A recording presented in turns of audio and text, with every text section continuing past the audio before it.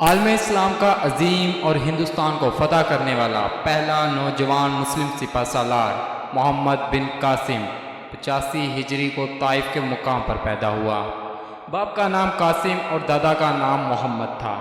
جب بڑا ہوا تو اس وقت مسلمانوں کا خلیفہ ولید بن عبد الملک تھا اور مسلمانوں کا دارالخلافہ دمشق شہر تھا۔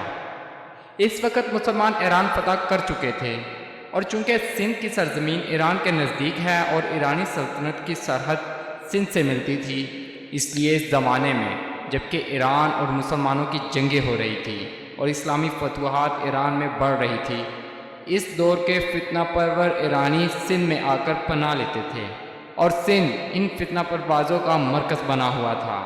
خود سندھ کا راجہ داہر بھی اس کوشش میں تھا کہ ایرانی سلطنت کسی طرح قائم رہے۔ دراصل وہ مسلمانوں اور ایرانیوں کے مختلف معرکوں میں ایرانیوں کو عسکری مدد بھی دیتا رہا، لیکن جب ایران کی سلطنت پر مسلمانوں کا قبضہ ہوا تو راجہ نے کچھ سرحدی ایرانی صوبوں کو اپنی حکومت میں شامل کر لیا، اور ایرانیوں نے بھی کرمان اور بلوچستان کے صوبوں کو سندھ کے راجہ داہر کے سپرد کر دیا تاکہ مسلمان ان پر قبضہ نہ کر سکیں۔ لیکن اس کے باوجود مسلمانوں نے سندھ کو فتح کرنے کی طرف توجہ نہ دی، یہاں تک کہ راجہ داہر نے خود ہی ایک خاص واقعے سے مسلمانوں کو مجبور کر دیا کہ وہ اس مملکت پر حملہ آور ہو۔ اس واقعے کی تفصیل کچھ یوں ہے کہ ولید بن عبد الملک کی فتوحات نے اسلامی حکومت کی دھاک دور دور تک بٹھا رکھی تھی۔ اس وقت کے فرمانرواں اور بادشاہ وقت ولید سے دوستی کی تمنا رکھتے تھے۔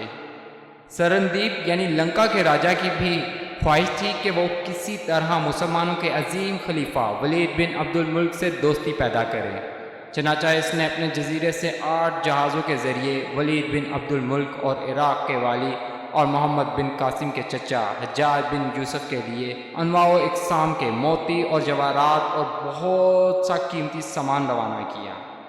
طائف سے لدے ہوئے ان جہازوں میں کچھ مسلمان مرد اور عورتیں بھی تھیں جو کہ کعبہ شریف کی زیارت کے لیے اور کچھ دمشق شہر کا سفر کر رہے تھے۔ جب جہازوں کا وہ قافلہ سمندر کے اندر سفر کر رہا تھا تو سمندر کے اندر ہواؤں کے طوفان نے ان جہازوں کو بے قابو کر کے دیبل شہر کے ساحل پر پہنچا دیا۔ اس وقت دیبل شہر سندھ کی بندرگاہ اور راجہ داہر کے علاقے کا مشہور شہر تھا۔ یہاں راجہ داہر کا ایک گورنر اور سپہ سالار رہا کرتا تھا۔ یہاں قزاقوں کے ایک گروہ نے جسے نکامرہ کہتے تھے وہ دیبل کے باشندے تھے۔ ان جہازوں پر قبضہ کر کے ان جہازوں کو لوٹ لیا اور مردوں اور عورتوں کو گرفتار کر کے سارے سامان اور جواہرات پر قبضہ کر لیا۔ کچھ مورخین یہاں یہ بھی لکھتے ہیں کہ جو لوگ مسلمانوں کے جہازوں پر حملہ آور ہوئے اور انہیں لوٹا وہ میر یعنی میو قوم کے افراد تھے، اس لیے کہ دیبل شہر دراصل میو قوم کا مرکز تھا، اور یہ بھی کہا جاتا ہے کہ یہ دیبل کی بندرگاہ کے علاوہ حکمران سندھ کاٹھیواڑ کے ساحل پر رہنے والی ساری قومیں جن کا پیشہ لوٹ مار اور قزاقی تھا، ان سب کو میر یعنی میو ہی کہا جاتا تھا۔ اس لیے کہ سندھ پر محمد بن قاسم کے حملہ آور ہونے سے پہلے مکران کا علاقہ مسلمانوں کے قبضے میں تھا، اور مکران کے مسلمان حاکم ابن عمر کے بارے میں لکھا ہے کہ اس نے پہلے تو شمالی پہاڑی علاقوں پر حملہ کر کے فتح حاصل کی، اس کے بعد مکران میں میدوں سے جنگ کرتے ہوئے شہید ہو گیا۔ میو قوم ساحل سمندر تک دور دور تک پھیلی ہوئی تھی، اس لیے کہ بنو امیہ کے بعد جب بنو عباس کا دور آیا تو سندھ کے گورنر موسیٰ بن عمران نے بھی قندابل شہر فتح کرنے کے بعد میدوں پر حملہ کیا اور انہیں مطیع اور فرمانبردار بنایا۔ بہرحال جب دیبل کی میر قوم کے قزاقوں نے جہازوں پر حملہ کیا تو سرندیپ یعنی لنکا کے راجہ کے آدمیوں اور مسلمان عورتوں اور مردوں نے ان قزاقوں کی منت و سماجت کی اور کہا ہم یہ مال مسلمانوں کے خلیفہ وقت کے لیے لے کر جا رہے ہیں، لہذا وہ ان پر حملہ آور نہ ہو اور انہیں جانے دیں۔ مگر ان بحری قزاقوں نے کوئی پرواہ نہ کی اور سب کو قید کر کے کہا اگر تمہاری کوئی امداد کرنے والا ہو تو اس کے توسط اور ذریعے سے خود کو خود ہی خرید لے۔ کہتے ہیں اس موقع پر ایک مسلمان عورت نے چیختے چلاتے ہوئے اپنے خداوند قدوس کے بعد بلند آواز میں کہا اے حجاج میری مدد کرو۔ پکارنے والی یہ مسلمان عورت عربوں کے قبیلے بنو عزیر سے تعلق رکھتی تھی۔ ساتھ ہی کچھ مورخین کا یہ بھی خیال ہے کہ عورت کا تعلق بنو برا بورا سے تھا۔ بہرحال کچھ مسافر جن کا تعلق ان جہازوں سے تھا اور جو کسی نہ کسی طرح اپنا آپ بچا کر بھاگ نکلنے میں کامیاب ہو گئے، وہ عراق پہنچے۔ اس وقت خلیفہ ولید بن عبد الملک کی طرف سے عراق کا والی حجاج بن یوسف تھا۔ بچ کر نکلنے والے ان لوگوں نے عراق پہنچ کر جہازوں کو لوٹنے اور مسافروں کو قید کرنے کی اطلاع انتہائی دردناک انداز میں حجاج کو پہنچائی، اور یہ بھی کہا کہ اس وقت جب ڈاکو مسلمانوں کو گرفتار کر رہے تھے اور عورتوں پر ظلم توڑ رہے تھے، ایک عورت نے بے اختیار اے حجاج میری مدد کو پہنچو پکارا تھا۔ یہ الفاظ سن کر حجاج بن یوسف کا چہرہ غصے میں تپ گیا تھا، آنکھیں قہر اور آگ برسا رہی تھی۔ دھاڑتی ہوئی آواز میں اس نے تقریباً چلاتے ہوئے کہا، لبیک لبیک۔ یہ بھی کہا جاتا ہے کہ وہ واقعہ سن کر حجاج بن یوسف بے حد متاثر ہوا اور آبدیدہ سا ہو کر رہ گیا۔ اس حادثے کی اطلاع ملتے ہی حجاج بن یوسف فوراً حرکت میں آیا اور اس نے فی الفور سندھ کے حکمران راجہ داہر کو ایک خط لکھا۔ یہ خط اس نے مکران میں اپنے حاکم محمد بن ہارون کو بھیجا اور محمد بن ہارون کے نام بھی ایک خط لکھا اور اسے تاکید کی کہ یہ راجہ داہر کے نام جو خط ہے وہ راجہ داہر تک پہنچایا جائے۔ حجاج بن یوسف نے مکران کے اپنے والی محمد بن ہارون کو یہ بھی تاکید کی کہ جب وہ خط جو میں نے راجہ داہر کے نام لکھا ہے تمہارے پاس پہنچے تو اپنے کسی معتبر افسر کو اس قاصد کے ساتھ روانہ کرنا جس کے ہاتھ میں خط بھیج رہا ہوں، اور انہیں راجہ داہر کی طرف روانہ کرنا، اور راجہ داہر سے کہا جائے کہ وہ ان تحائف کو جو خلیفہ کے لیے لنکا کے راجہ نے بھیجے تھے اور ان بیواؤں، یتیموں، حاجیوں، مردوں اور عورتوں کو آزاد کر دے جنہیں دیبل کی بندرگاہ پر قید کر لیا گیا۔ حجاج بن یوسف نے سندھ کے راجہ داہر کے نام جو خط لکھا، اس کی تفصیل کچھ اس طرح ہے: ہمارے ملک کے لوگ جو تمہارے علاقے میں قید کر لیے گئے، ان کو باعزت طریقے پر واپس کرو اور مال و اسباب کا جو نقصان ہوا اس کا تاوان ادا کرو۔ یہ خط جو حجاج نے راجہ داہر کے نام لکھا تھا، اس پر حجاج بن یوسف نے اپنے دستخط ثبت کیے۔ یہ خط جس قدر معقول اور شریفانہ انداز میں لکھا گیا، اس کا جواب بھی اس قدر معقول ہونا چاہیے تھا، لیکن راجہ داہر نے اس خط کا جواب نہایت بے پرواہی اور فریب سے دیا۔ اس نے کہا، یہ کام میرا نہیں بلکہ بحری ڈاکوؤں اور قزاقوں کا ہے جن سے میرا کوئی تعلق اور واسطہ نہیں۔ راجہ داہر کی غیر معقولیت اور اس کے فریب اور دھوکہ دہی کا اندازہ اس سے بھی ہوتا ہے کہ جب کے دور میں محمد بن قاصد نے ہندوستان پر حملہ کیا اور آگے بڑھتے ہوئے اس نے الور شہر کو فتح کیا تو ان جہازوں کے مسافر الور شہر کے قید خانے سے نکالے گئے تھے۔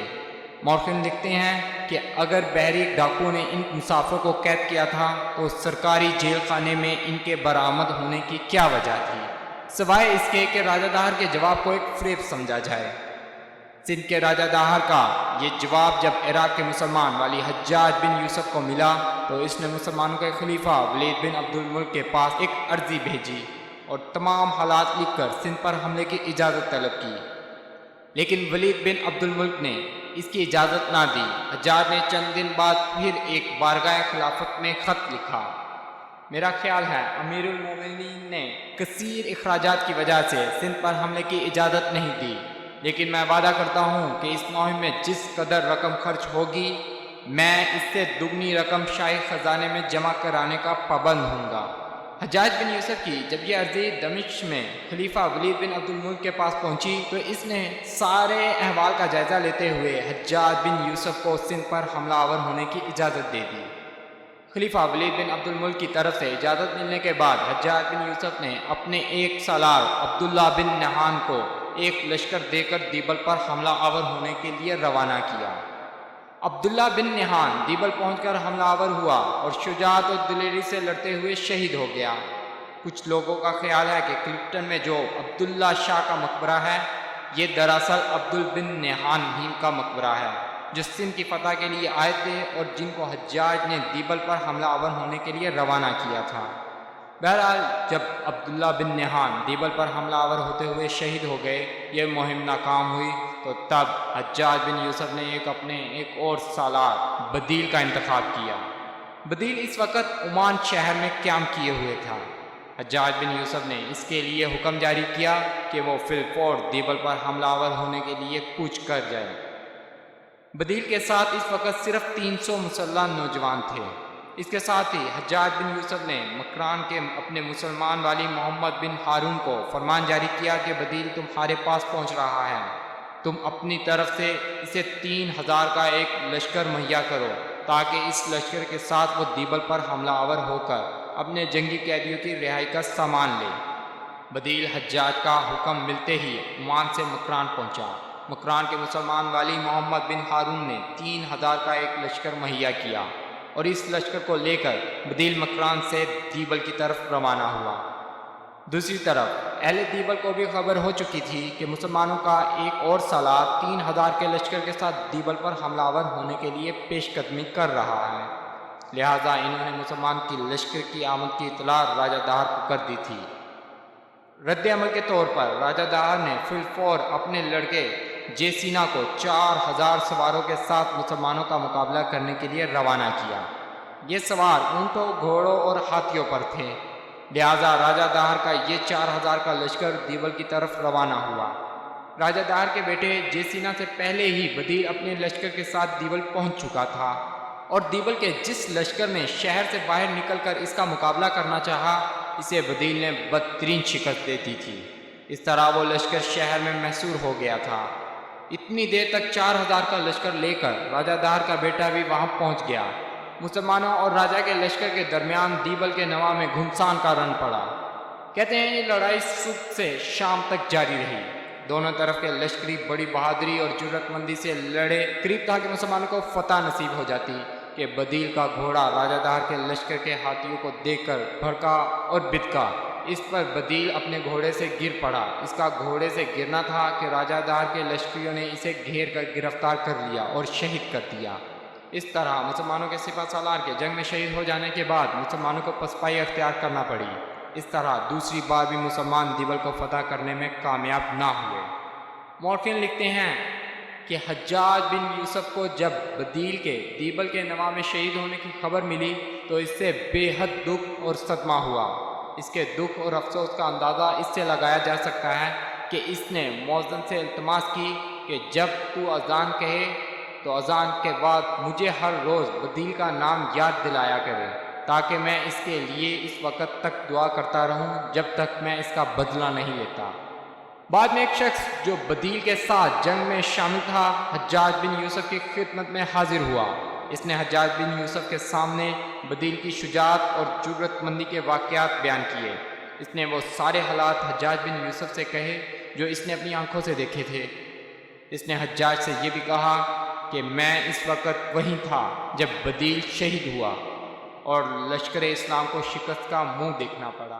جب وہ تمام واقعہ بیان کر چکا تو حجاج نے بے پناہ غصہ اور غفگی کا اظہار کرتے ہوئے اسے مخاطب کیا، اگر تو بہادر آدمی ہوتا تو بدیل کے ساتھ جان دے دیتا اور واپس نہ آتا۔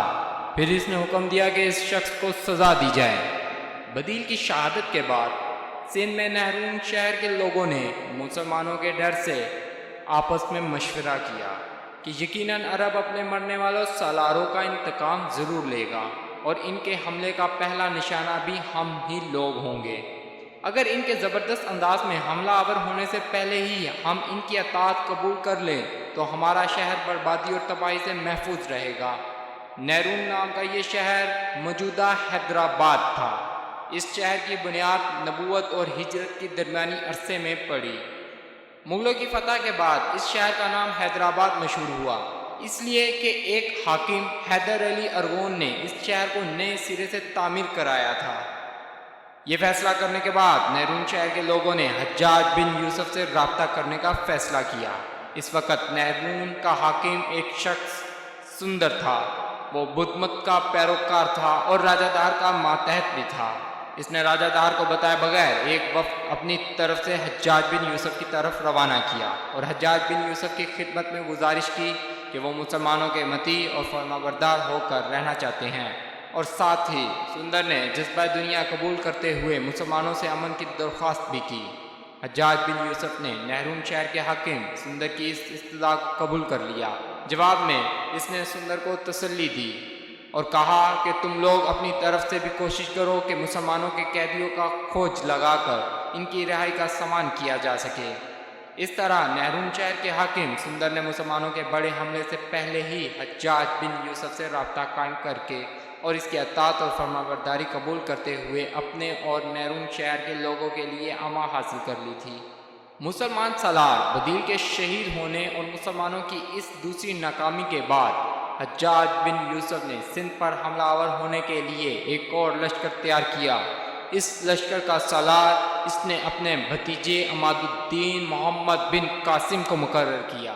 محمد بن قاسم ایک خوبصورت نوجوان تھا، آنکھیں بڑی بڑی، پیشانی کشادہ، بازو گول، کلائیاں چوڑی، بدن بھرا بھرا تھا، رنگ گلابی اور آواز روبدار تھی۔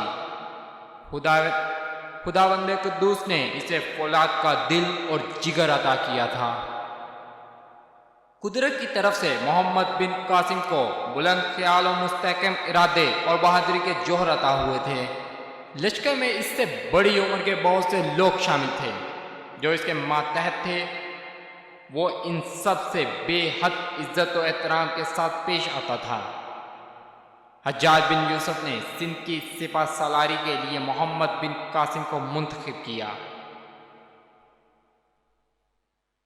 جو اس کے خیال کے مطابق سندھ کی طرف بھیجے جانے والے لشکر کی بہتر کمانداری کر سکتا تھا۔ محمد بن قاسم کی کنیت ابو بہار تھی، اس لیے کہ وہ بہار البرد نام کے پھول کو پسند کرتا تھا، اس لیے اس کنیت سے مشہور ہو گیا۔ حجاج بن یوسف جب عراق کا گورنر مقرر ہوا تو اس نے محمد بن قاسم کے باپ قاسم کو بصرے کا حاکم مقرر کیا۔ اس وجہ سے محمد بن قاسم کی تربیت بصرے میں ہوئی۔ محمد بن قاسم ابھی بچہ ہی تھا کہ اس کے والد نے وفات پائی۔ 5 سال کی عمر ہی میں اس کی ذہانت اور عقل مندی اور شجاعت کے جوہر محسوس ہونا شروع ہو گئے۔ اس کا خاندان غربت کی وجہ سے محمد بن قاسم کو اعلیٰ تعلیم نہ دلوا سکا، اس لیے محمد بن قاسم دمشق جا کر لشکر میں بھرتی ہو گیا۔ لشکر میں شامل ہونے کے بعد وہ انتہائی قابل، تجربہ کار اور جنگ کا بہترین تجربہ رکھنے والے سالاروں کے تحت اپنی خدمات انجام دیتا رہا۔ 14 سال کی عمر میں محمد بن قاسم نے اپنی غیر معمولی صلاحیتوں کی وجہ سے لشکر میں ایک اعلیٰ عہدہ حاصل کر لیا، یہاں تک کہ 90 میں حجاج بن یوسف نے محمد بن قاسم کو ایران میں کردوں کی بغاوت کو ختم کرنے کے لیے روانہ کیا۔ اس دور میں کردوں نے جو بغاوت کی تھی، اس کے لیے جس لشکر کا انتخاب کیا گیا، اس کا سالار محمد بن قاسم کو مقرر کیا گیا تھا، اور اس وقت محمد بن قاسم کی عمر صرف 15 سال تھی۔ محمد بن قاسم جو لشکر مہیا کیا گیا، اسے لے کر ایران کی طرف روانہ ہوا، کردوں سے ٹکرایا اور کردوں کو بدترین شکست دے کر ان کی بغاوت کا خاتمہ کر دیا۔ اس کے بعد لشکر کے ساتھ محمد بن قاسم ایران کے اندر بڑھتا چلا گیا اور استخر شہر کو فتح کیا، اور اس کے بعد دوسرے علاقوں کو فتح کرتے ہوئے جرجان شہر کی طرف پیش قدمی کی، یہاں تک کہ انہی دنوں میں محمد بن قاسم نے ایک خاص نقشہ کے مطابق شیراز شہر کی بنیاد ڈالی۔ اس سے پہلے شیراز معمولی لشکر کے پڑاؤ اور قیام کے لیے استعمال ہوتی تھی۔ اس کے بعد محمد بن قاسم کو حجاج بن یوسف نے شیراز کا حاکم مقرر کیا، اور ایک والی اور حاکم کی حیثیت سے محمد بن قاسم نے نہایت عمدگی اور عدل و انصاف سے حکومت کی۔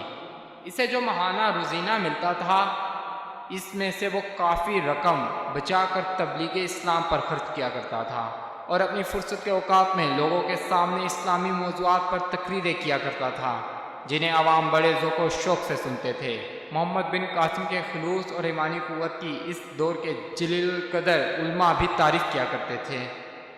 جس زمانے میں حجاج بن یوسف نے ایک بار پھر سندھ پر حملہ آور ہونے کا پختہ ارادہ کیا، اس وقت محمد بن قاسم ایران میں مقیم تھا، اور اس قیام کے دوران حجاج بن یوسف نے اسے حکم دے رکھا تھا کہ وہ اپنے لشکر کے ساتھ حرکت میں آئے اور ریع شہر کو فتح کرے۔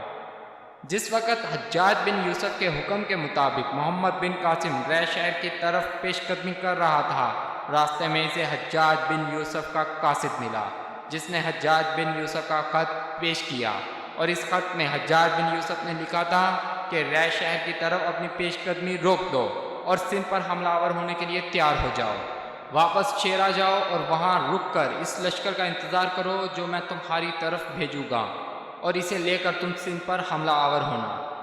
حجاج بن یوسف نے 6000 کا ایک بہترین لشکر تیار کیا۔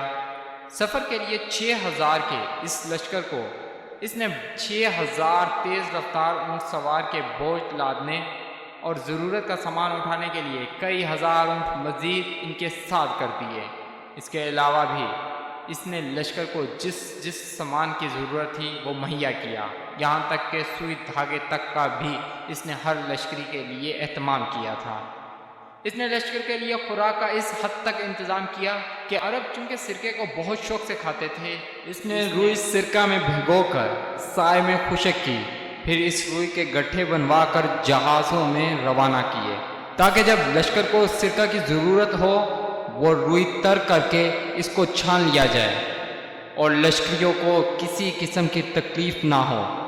عام رسد کے سامان کے ساتھ ساتھ حجاج بن یوسف نے محمد بن قاسم کے لیے 30,000 دینار کی ایک رقم بھی مہیا کی۔ لشکر کو خشکی کے راستے روانہ کرنے کے علاوہ حجاج بن یوسف نے ضرورت کا سامان اور کچھ لشکری بحری جہازوں میں لاد کر سمندر کے راستے روانہ کیے۔ ان جہازوں کے اندر بڑی بڑی منجیقیں بھی تھیں، جن سے دشمن کے قلعوں اور فصیلوں پر سنگ باری کر کے اپنے لیے فوائد حاصل کیے جا سکتے تھے۔ بہرحال حجاج بن یوسف کا مہیا کرتا لشکر شیراز پہنچا، اور وہاں سے اس لشکر کو لے کر محمد بن قاسم اپنی منزل کی طرف روانہ ہوا۔ محمد بن قاسم جب اپنے لشکر کے ساتھ مکران پہنچا تو مکران کے مسلمان والی محمد ہارون نے ان کا بہترین استقبال کیا۔ چند روز تک محمد بن قاسم نے مکران میں قیام کیا اور اس کے بعد وہاں سے ارمن بیلا کی طرف روانہ ہوا۔ محمد بن ہارون اس وقت بیمار تھا، اور بیماری کے باوجود اس نے اس مہم میں شرکت پر اصرار کیا۔ محمد بن قاسم نے اسے بھی ساتھ لے لیا۔ مکران کی سرحد سے نکل کر سب سے پہلے محمد بن قاسم نے پنجگور پر حملہ کیا، اور اسے فتح کرنے کے بعد چند دن کے لیے اپنے لشکر کے ساتھ اس نے وہیں قیام کر لیا۔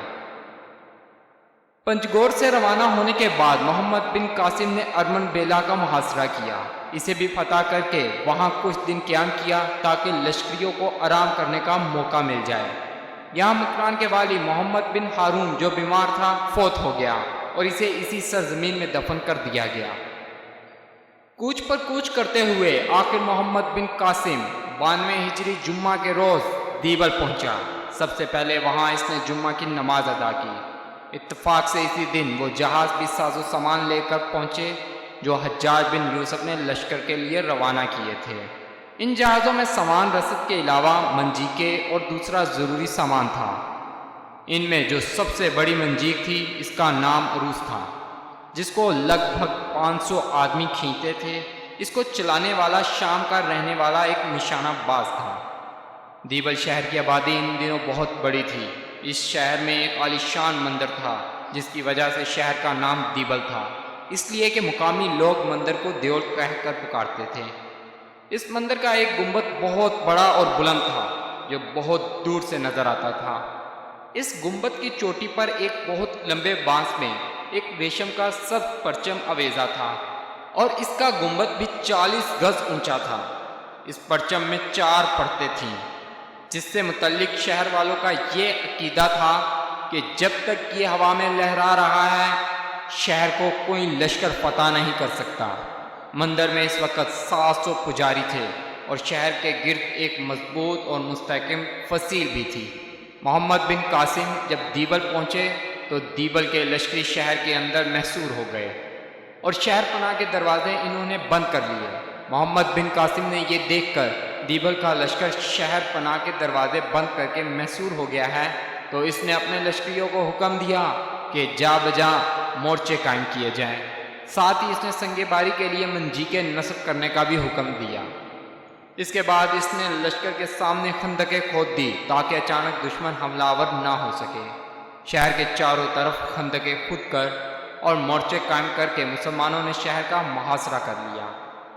دیبل کا لشکر کبھی کبھی شہر پناہ سے نکل کر حملہ آور ہوتا اور پھر شہر پناہ کے دروازے بند کر کے بیٹھ جاتا۔ اس طرح ایک ہفتہ گزر گیا۔ مسلمان ابھی اسی سوچ بچار میں تھے کہ شہر کو فتح کرنے کے لیے کون سا طریقہ اختیار کیا جائے، تو اچانک ایک دن ایک برہمن شہر پناہ سے نکل کر محمد بن قاسم کے لشکر میں آیا اور محمد بن قاسم سے جان کی امان طلب کی۔ اس کے بعد اس نے کہا، اللہ امیر کی عمر دراز کرے، ہمیں نجوم کی پرانی کتابوں سے معلوم ہوا ہے کہ سندھ کی سرزمین مسلمان فتح کر لیں گے، لیکن جب تک اس بت خانے کے اندر وہ جھنڈا لہرا رہا ہے اس وقت تک شہر فتح نہیں ہوگا۔ اگر کسی طرح اس پرچم کو پارا پار کر کے مار گرایا جائے تو شہر فتح ہو جائے گا۔ محمد بن قاسم نے اس ساری صورتحال سے حجاج کو آگاہ کر دیا۔ جواب میں حجاج کا پیغام آیا۔ اس نے محمد بن قاسم کو لکھا تھا، جنگ کی ابتدا اس وقت کرو جب سورج طلوع ہو رہا ہو، تاکہ وہ تمہاری پشت پر رہے، تاکہ تم دشمن کی نقل و حرکت کو اچھی طرح دیکھ سکو۔ دن کے ابتدائی حصے ہی میں جنگ شروع کر دینا۔ جنگ شروع کرنے سے پہلے اللہ تعالیٰ سے نصرت اور مدد طلب کرنا۔ اس کے علاوہ اگر دشمن کا کوئی شخص تم سے رحم اور پناہ کا تعلق ہو تو اسے پناہ دینا، معاف کر دینا۔ ساتھ ہی حجاج نے یہ بھی ہدایت کی کہ تمہارے پاس جو عروس نام کی سب سے بڑی منجیک ہے، اسے شہر کے مشرق کی طرف نصب کرنا، تاکہ سورج تمہاری پشت کی طرف رہے، اور پھر اس کا ایک پایا نیچا رکھ کر سنگ باری اس طرح کرنا کہ مندر کا جھنڈا اور گنبد گر جائے، پھر تمہاری فتح یقینی ہوگی۔ محمد بن قاسم نے حجاج بن یوسف کی اس ہدایت کے مطابق اس وقت اپنے حملے کی ابتدا کی جب آفتاب طلوع ہو رہا تھا۔ منجیکوں کو نصب کر کے حکم دیا کہ سنگ باری شروع کی جائے۔ سنگ باری ہوتے ہی مندر کا گنبد ٹوٹ گیا اور گر گیا، اور اس کے ساتھ وہ جھنڈا بھی زمین بوس ہو گیا۔ اس طرح دیبل شہر کے اندر ایک ہلچل مچ گئی۔ اس کے ساتھ ہی شہر کے اندر جو لشکر تھا وہ باری باری نکل کر مسلمانوں پر حملہ آور ہونے لگا۔ مسلمان بھی یہی چاہتے تھے کہ دشمن شہر سے باہر نکلے اور حملہ کرے۔ جیسے ہی دیبل کا لشکر مسلمانوں پر حملہ آور ہوا، مسلمانوں نے جوابی کارروائی کرتے ہوئے ہر طرف سے شدید حملے کرتے ہوئے دشمن کے لشکر کی کافی تعداد کو کاٹ دیا۔ اس طرح دیبل کا لشکر شکست کھا کر بھاگا اور شہر میں گھسنے لگا۔ اس وقت مسلمانوں نے شہر پناہ کی فصیل پر چڑھنا شروع کر دیا۔ پہلا شخص جو شہر پناہ کی فصیل پر چڑھا وہ کوفہ شہر کا ایک مجاہد ابن خزیمہ تھا۔ اس کے بعد اجل بن عبد الملک بن قیس شہر کی فصیل پر چڑھنے میں کامیاب ہوا، جو بصرہ شہر کے نواح کا تھا۔ دیبل والوں نے جب دیکھا کہ مسلمان شہر کی فصیل پر چڑھ گئے ہیں تو انہوں نے فوراً شہر پناہ کے دروازے کھول دیے اور امن کے طالب ہوئے۔ اس کے بعد محمد بن قاسم شہر میں داخل ہوا اور شہر کے اندر جو لشکر تھا اس کے ساتھ نقصان کا رن پڑا، ان کا خوب قتل و عام کیا۔ اس طرح دیبل کو محمد بن قاسم نے فتح کر لیا۔ شہر کے فتح ہوتے ہی راجہ داہر کی طرف سے جو دیبل کا حاکم تھا وہ بھاگ گیا۔ یوں دیبل شہر پر مسلمانوں کا قبضہ ہو گیا۔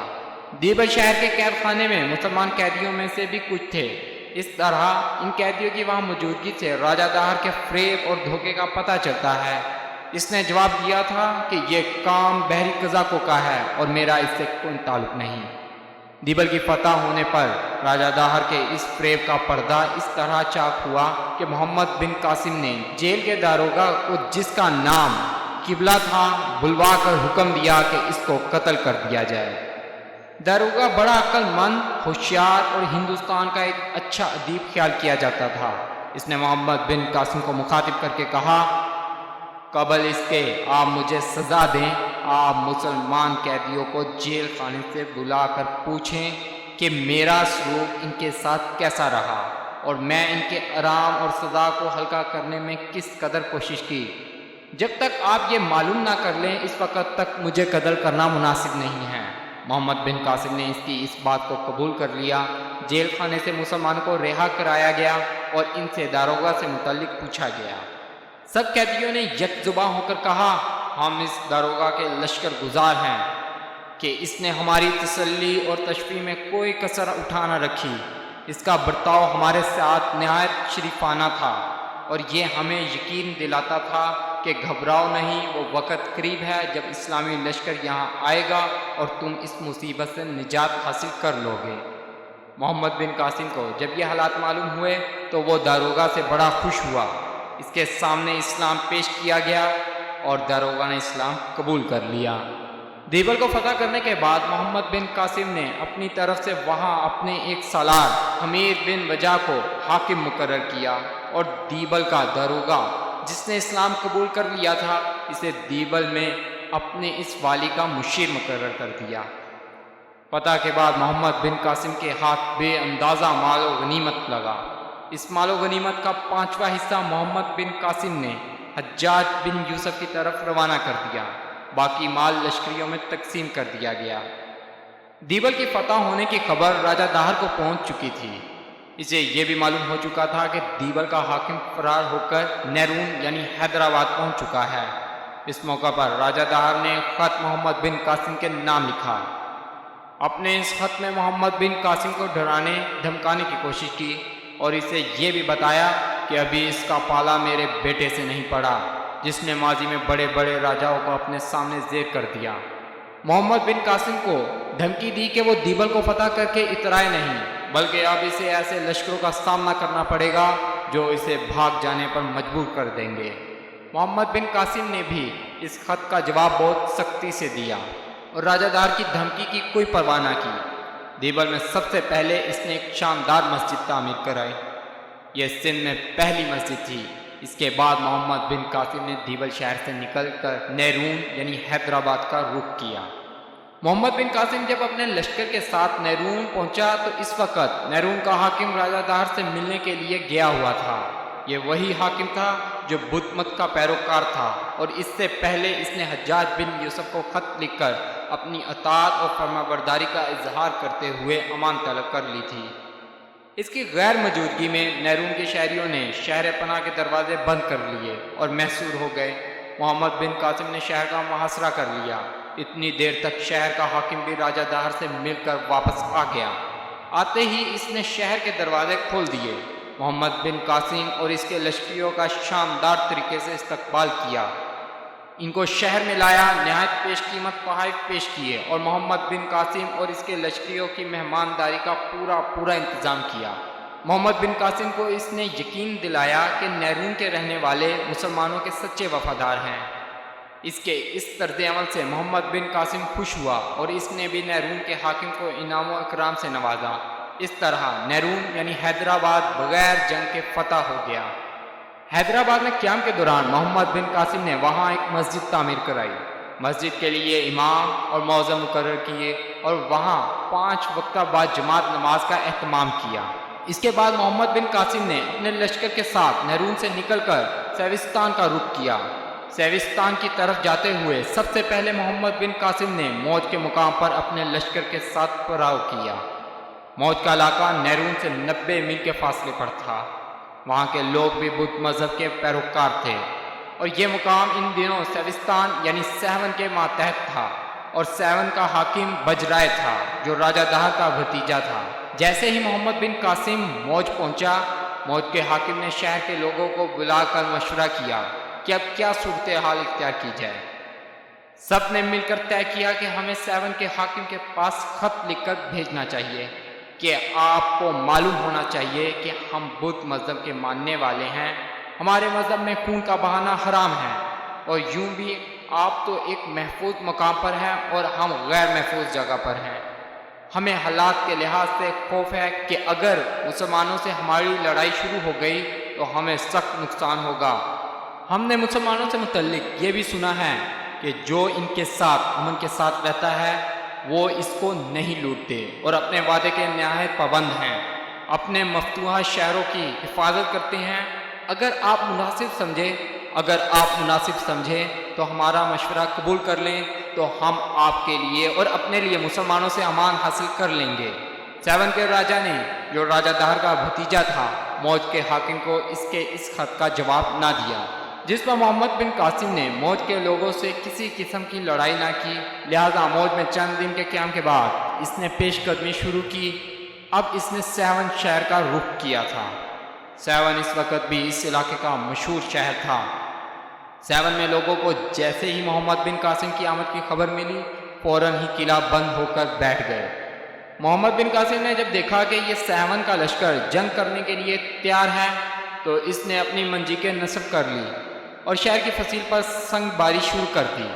قلعے کے اندر کے لوگ سنگ باری سے گھبرا اٹھے۔ وہ اپنے راجہ بجرائے کے پاس گئے اور اسے مشورہ کیا کہ وہ جنگ ترک کر کے مسلمانوں سے صلح کر لیں، لیکن بجرائے نہ مانا۔ آخر شہریوں نے محمد بن قاسم کو کہلا بھیجا کہ ہم لوگ غریب کسان، بیوپاری اور کاریگر ہیں، ہمیں لڑائی سے کوئی غرض نہیں، ہم لوگ حق میں شہر بجرائے سے متفر ہیں۔ اس کے علاوہ آپ یقین کیجئے بجرائے کے پاس اتنا لشکر نہیں کہ وہ آپ کا مقابلہ کر سکے۔ محمد بن قاسم کو جب یہ اطلاع ملی تو اس نے اپنے حملوں میں اور تیزی پیدا کر دی۔ محمد بن قاسم لگاتار ایک ہفتہ تک مسلسل آمد شب روز حملے کرتا رہا، یہاں تک کہ سیون کے لشکر کی حالت ابتر ہو گئی اور وہ جنگ سے جی چرانے لگے۔ راجہ بجرائے نے جب اندازہ لگایا کہ اب اس کی شکست یقینی ہے تو وہ رات کی تاریکی میں قلعے کے شمالی دروازے سے نکل کر بھاگ گیا۔ اس کے بھاگنے کے بعد سیون کے شہریوں نے مسلمانوں کی اطاعت قبول کر لی اور سیون شہر مسلمانوں کے حوالے کر دیا۔ محمد بن قاسم نے کچھ دن سیون میں قیام کر کے اپنے لشکر کو آرام کرنے کا موقع فراہم کیا اور ساتھ ہی ساتھ وہاں کے نظم و نسق کو درست کیا۔ اس طرح دیبل اور نیرون کے بعد سیون جیسا بڑا شہر بھی مسلمانوں کے ہاتھوں فتح ہو گیا۔ سیون کو فتح کرنے کے بعد محمد بن قاسم نے یہاں اپنے لشکر کے ساتھ قیام کر لیا۔ سیون کے قرب و جوار میں ان دنوں سندھ کی عظیم اور قدیم قوم چنا آباد تھی۔ انہوں نے اپنا ایک مخبر مسلمانوں کے حالات معلوم کرنے کے لیے محمد بن قاسم کے لشکر کی طرف بھیجا۔ اتفاق سے یہ مخبر جب محمد بن قاسم کے لشکر میں پہنچا، اس وقت نماز کا وقت تھا۔ اس مخبر نے دیکھا کہ مسلمان کے لشکر میں اذان ہوئی اور اذان کے بعد سارا لشکر نماز کے لیے جمع ہوا۔ سب نے وضو کیا۔ تھوڑی دیر بعد جماعت کھڑی ہوئی۔ محمد بن قاسم نے امامت کی۔ سب نے مل کر اس کے پیچھے نماز پڑھی۔ پھر اس نے یہ بھی دیکھا کہ نماز کے ارکان ادا کرنے میں سب اپنے امام کی پیروی کرتے ہیں اور اس کے اتباع میں ذرا بھی فرق نہیں آنے دیتے۔ چنا قوم کا وہ مخبر ضبط و نظم دیکھ کر بڑا متاثر ہوا۔ مسلمانوں کے پڑاؤ سے واپس جا کر اس نے اپنی قوم سے مسلمانوں کی تمام کیفیت بیان کی اور کہا، میں نے ان لوگوں میں جو اتفاق و اتحاد اور نظم و ضبط دیکھا، مجھے یقین ہے ان پر کوئی فتح حاصل نہیں کر سکے گا۔ چنا قوم کے افراد نے جب یہ سنا تو وہ بھی بے حد متاثر ہوئے، لہٰذا انہوں نے قیمتی تحائف جمع کیے اور سب ایک وفد کی صورت میں محمد بن قاسم کی طرف روانہ ہوئے۔ جب یہ مسلمانوں کے لشکر میں پہنچے، اس وقت مسلمانوں کا کھانا تیار تھا۔ کھانا چن دیا گیا تھا۔ چنا قوم کے افراد نے محمد بن قاسم کی خدمت میں تحائف پیش کیے۔ ان کے اس طرز عمل سے محمد بن قاسم بڑا خوش ہوا۔ ساتھ ہی چنا قوم کے ان سب افراد نے بخوشی اسلام قبول کر لیا تھا۔ محمد بن قاسم نے ان کے اس طرز عمل کو دیکھ کر بے پناہ خوشی کا اظہار کرتے ہوئے کہا، یہ قوم تو مرزوق ہے، یعنی اللہ ان کے رزق میں برکت عطا فرمائے گا۔ اس وقت سے چنا قوم کا نام مرزوق بھی مشہور ہو گیا۔ سیون کو فتح کرنے کے بعد محمد بن قاسم نے سیسم شہر کا رخ کیا تھا۔ وہاں کے راجہ کا نام کاکا تھا۔ جب انہیں محمد بن قاسم کی پیش قدمی کی خبر ہوئی تو کاکا کے سرکردہ لوگ اس کے پاس جمع ہوئے اور ارادہ کیا کہ وہ مسلمانوں کے لشکر پر شب خون مارے۔ چنانچہ سرکردہ لوگ کاکا کی خدمت میں حاضر ہوئے اور اپنا ارادہ اس پر ظاہر کیا۔ کہتے ہیں کاکا بڑا عقل مند اور دڑ اندیش تھا۔ اس نے پہلے تو اس تدبیر کی تعریف کی اور انہیں ہمت دلائی۔ پھر اس نے کہا کہ میرا خیال ہے کہ ہم لوگ مسلمانوں کا مقابلہ نہیں کر سکتے، لیکن پھر بھی میں تمہارے ساتھ ایک لشکر بھیجتا ہوں۔ چنانچہ اس کے ساتھ تم مسلمانوں پر شب خون مار کر دیکھ لو۔ چنانچہ کاکا نے اپنے 1000 مسلح نوجوان مسلمانوں پر شب خون مارنے کے لیے روانہ کیے۔ کاکا خود بھی چنا تھا۔ اور 1000 جوان جو اس نے بھیجے تھے ان کا تعلق بھی چنا قوم سے تھا۔ اس لشکر کا سالار کاکا نے ایک شخص بہن کو بنایا تھا۔ جب یہ لوگ مسلمانوں پر شب خون مارنے کے لیے روانہ ہوئے تو مسلمانوں کے لشکر کے قریب پہنچ کر راستہ بھٹک گئے اور صبح تک حیران اور سرکردہ پھرتے رہے۔ جب صبح کا سورج طلوع ہوا تو انہوں نے اپنے آپ کو سیسم کے قلعے کے قریب ہی کھڑا پایا۔ مایوس ہو کر کاکا کے پاس پہنچ کر اپنی ساری داستان سنائی۔ اس پر کاکا نے سمجھ لیا کہ تقدیر ان کا ساتھ نہیں دے رہی اور مسلمان ضرور ان پر فتح مند ہوں گے۔ چنانچہ کاکا نے اپنے سرداروں اور عمائدین کو جمع کیا اور محمد بن قاسم کی طرف روانہ ہوا۔ جو شب خون کے حالات پیش آئے تھے وہ مسلمانوں سے کہہ دیے اور محمد بن قاسم کے سامنے اس نے اپنی اطاعت اور وفاداری اور فرمانبرداری کا یقین دلایا۔ محمد بن قاسم بھی اس کے ساتھ نہایت عزم و احترام سے پیش آیا۔ کاکا بھی بڑے خلوص سے مسلمانوں کا ساتھ دینے لگا۔ اس طرح آنے والے دور میں کاکا کے مشوروں سے مسلمان کافی مستفید ہوئے۔ اس موقع پر محمد بن قاسم نے کاکا سے پوچھا کہ تمہارے ملک میں کسی کی عزت افزائی کی جاتی ہے تو کیا طریقہ اختیار کیا جاتا ہے؟ کاکا نے کہا ہمارا امتیازی نشان کرسی ہے اور ہماری خلت ریشمی کپڑا ہوتا ہے جو ہم سر پر پگڑی کی طرح لپیٹ لیتے ہیں، یہی ہمارے سرداروں کا شاندار لباس ہے۔ یہ جواب سن کر محمد بن قاسم خوش ہوا اور کاکا کو مقامی دستور کے مطابق خلت اور کرسی سے نوازا۔ کاکا کی اس سرفرازی کے بعد اس کے ساتھی مسلمانوں سے بہت خوش ہوئے اور ان کے دلوں میں مسلمانوں سے ایک خیر سگالی کا جذبہ پیدا ہوا۔ کاکا نے ان کے جذبہ خیر سگالی کو محسوس کر کے وہاں کے سارے لوگوں کو مسلمان سے امان دلائی۔ جو لوگ اس کے بعد بھی مسلمانوں کے خلاف رہے، کاکا نے ان کے خلاف مسلمانوں سے مل کر کارروائی کی اور انہیں سزا دلائی۔ محمد بن قاسم نے اپنے کچھ سالاروں کو کاکا کے ساتھ بھیجا جنہوں نے آس پاس کے علاقوں کو متی اور فرمانبردار بنایا۔ کاکا نے بھی اس موقع پر مسلمانوں کا دل و جان سے ساتھ دیا۔ اس نے مسلمانوں کے دشمنوں پر یلغار کر کے سونا، چاندی، کپڑے، جانور، غلہ اور دوسرا بہت سا سامان جمع کر کے اکٹھا کیا، جس سے مسلمانوں کے لشکر میں ہر چیز کی افراط ہو گئی تھی۔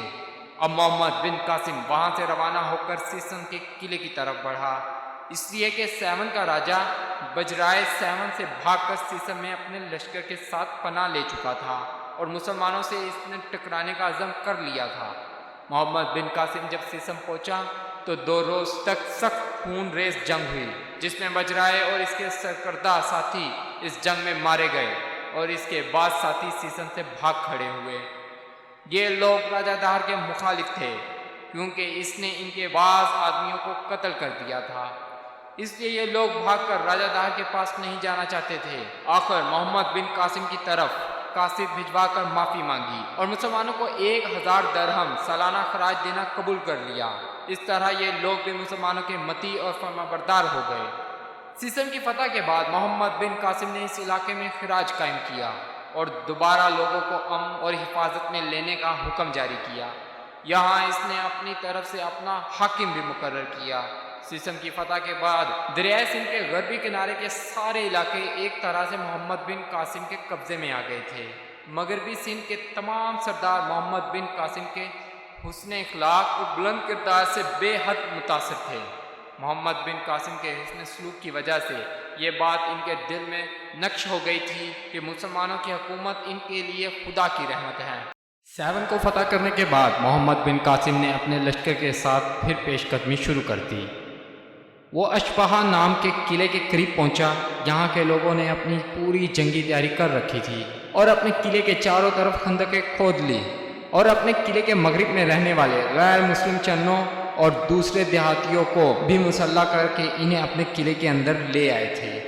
محمد بن قاسم نے جب قلعے پر حملہ آور ہونا شروع کیا اور قلعے کے محاصرے میں انتہا درجہ کی شدت پیدا کی، جب محاصرہ 1 ہفتے تک جاری رہا تب قلعے میں محصور ہو جانے والے لشکریوں نے اندازہ کر لیا کہ وہ مسلمانوں کا مقابلہ نہیں کر سکتے، لہٰذا آج نہیں تو کل مسلمانوں کے سامنے ہتھیار ڈالنا ہوں گے۔ اس بنا پر انہوں نے اپنے قاصد بھیج کر محمد بن قاسم سے امان طلب کی۔ محمد بن قاسم نے ان کی درخواست منظور کر لی اور ان پر سالانہ خراج لگا کر وہاں اپنا حاکم مقرر کر دیا۔ اس کے بعد دریائے سندھ کے مغربی کنارے ہی میں محمد بن قاسم نے بھٹ کا رخ کیا۔ بھٹ کا حاکم ان دنوں راجہ راسل تھا۔ محمد بن قاسم نے اسے خط لکھا اور اسے یہ پیشکش کی کہ اگر وہ اطاعت اور فرمانبرداری اختیار کر لے تو اسے کچھ علاقوں پر حاکم برقرار رکھا جائے گا۔ جب راجہ راسل کی طرف سے محمد بن قاسم کو کوئی جواب نہ ملا تب محمد بن قاسم نے اس کے بھائی راجہ موقع بن وسائیو کو یہی شرائط پیش کی۔ یہ موقع بن وسائیو سورتا کا حاکم تھا۔ موقع کو جب محمد بن قاسم کا خط ملا تو اس نے جواب میں کہلا بھیجا، جو شرائط آپ نے میری طرف روانہ کی ہیں میں اس کا شکر گزار ہوں اور میں آپ کی اطاعت دل و جان سے قبول کرنا چاہتا ہوں، بلکہ اپنے گمان میں بہتر سمجھتا ہوں کہ میری یہ اطاعت کسی بہانہ یا حادثہ کا باعث بنے تو پھر ہم آپ کے حکم کے تابع اور فرمانبردار ہو جائیں گے، لیکن جس راجہ کا میں نمک خوار ہوں اس کا حق نمک ہم خدمت گاروں پر لازم ہے۔ اس سے عہد شکنی اور بے وفائی کرنا ایسا گناہ اور خیانت ہے جو دراندیشی اور امانت کے بید ہے، اور جب تک مخالفت کی طاقت سے ایسا خوف پیدا نہ ہو جو کہ نفس اور جان کے لیے خطرہ بن جائے، اس وقت تک امانت اور دراندیشی سے کنارہ کش نہیں ہونا چاہیے۔ راجہ موقع نے مزید لکھا، سندھ ہمارا وطن اور ہمارے آباء و اجداد کا ورثہ اور حاصل کیا ہوا راجہ داہر ہمارا عزیز ہے۔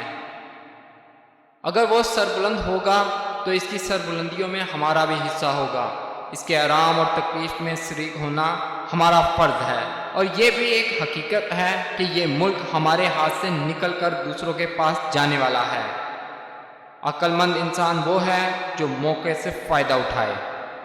اب آپ نے چونکہ مجھ پر بھروسہ کیا اور میرے نام خط لکھا اور فیاضی سے پیش آ رہے ہیں، اس لیے عقل مندی کا تقاضا ہے کہ میں آپ کا ساتھ دوں، لیکن اگر میں بغیر جنگ کے آپ کے ساتھ ہو جاؤں گا تو اپنے خاندان اور دوسرے لوگوں کی نظر میں ذلیل ہو جاؤں گا۔ آپ کی اطاعت قبول کرنے اور آپ کا ساتھ دینے کے لیے میرے من میں ایک تدبیر ہے، وہ یہ کہ میں اپنی بیٹی کی شادی کے بہانے ساگرا کے علاقے کی طرف جاؤں۔ آپ اپنے لشکر کا ایک حصہ بھیج کر مجھ پر حملہ آور ہو اور مجھے گرفتار کر لیجئے۔ اس کے بعد آپ کی اطاعت اور فرمانبرداری قبول کرنے پر تیار ہو جاؤں گا اور ہمارا سارا علاقہ آپ کے تابع اور فرمانبردار ہو جائے گا۔ چنانچہ موقع کی تدبیر کے مطابق موقع جب اپنی بیٹی کی شادی کے لیے ساگرا جانے کے لیے نکلا تو محمد بن قاسم نے اپنے ایک سالار کو چند دستے دے کر روانہ کیا۔ انہوں نے موقع کو گرفتار کر کے محمد بن قاسم کے سامنے پیش کر دیا۔ گرفتار ہونے والوں میں اس کے خاندان کے علاوہ 20 بڑے ٹھاکر اور ان کے ہم نوا بھی تھے۔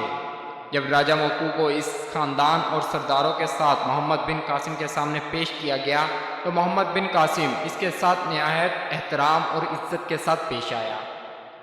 راجہ کو فوراً مسلمانوں نے کرسی پر بیٹھنے کے لیے کہا اور 1,00,000 درہم بطور انعام اسے دیے اور خلت سے سرفراز کیا۔ اس کے علاوہ اس کے خاندان کے لوگوں اور بڑے ٹھاکروں کو بھی گھوڑے اور انعامات دیے گئے۔ ساتھ ہی سورت اور بھٹک کے علاقے کی حکومت بھی موقع کے سپرد کی گئی، اور مزید نوازش یہ کی گئی کہ ایک تحریری فرمان جاری کیا کہ بھٹ حکومت نسل بعد نسل اس کے خاندان میں قائم رہے گی۔ مورخین کا بیان ہے کہ راجہ موقع کو جو مسلمانوں کی طرف سے انعام دیا گیا یہ اپنی قسم کا پہلا انعام ہے جو عربوں نے دیا۔ اب محمد بن قاسم ایک طرح سے دریائے سندھ کے مغربی کنارے کے سارے علاقوں کو اپنا مطیع اور فرمانبردار بنا چکا تھا۔ اب وہ دریا عبور کر کے دوسرے کنارے پر جانے کی تیاریاں کر رہا تھا۔ اس دوران راجہ دار کو جب یہ پتہ چلا کہ اس کے حاکم اس سے بغاوت کر کے مسلمانوں سے ملنے جا رہے ہیں اور ایک کے بعد دوسرا قلعہ اس کے ہاتھوں سے نکل کر مسلمانوں کے ہاتھوں فتح ہو رہا ہے، تب اسے بڑا غصہ آیا۔ اس نے ایک بہت بڑا لشکر تیار کیا اور مسلمانوں کا مقابلہ کرنے کے لیے بھیجا۔ راجہ دار کے اس لشکر نے دریائے سندھ کو عبور کیا اور مسلمانوں کے مقابل آیا، اور مسلمانوں نے بھی اپنے لشکر کو استوار کیا۔ اس طرح دریائے سندھ کے کنارے مسلمانوں اور راجہ دہر کے لشکریوں کے درمیان ایک سخت جنگ ہوئی۔ باوجود اس کے کہ راجہ دہر کے لشکر کی تعداد بہت زیادہ تھی، لیکن دریائے سندھ کے کنارے محمد بن قاسم نے راجہ دہر کے اس لشکر کو بدترین شکست دی اور اس کے لشکری شکست اٹھا کر بھاگ کھڑے ہوئے۔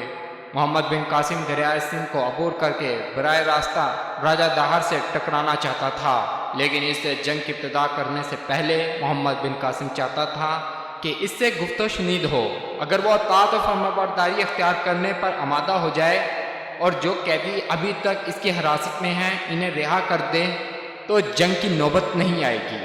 اس طرح محمد بن قاسم نے اپنے دو چیدہ محترم اشخاص کا انتخاب کیا۔ ان دونوں میں سے ایک شام کا رہنے والا تھا اور اسے زیادہ تر شامی کہہ کر پکارا جاتا تھا، دوسرا دیبل کا رہنے والا تھا، وہ اسلام قبول کر چکا تھا اور زیادہ تر لوگ اسے مولانا اسلامی کہہ کر پکارتے تھے۔ یہ دونوں محمد بن قاسم کے سفیر بن کر راجہ دہر کی طرف روانہ ہوئے۔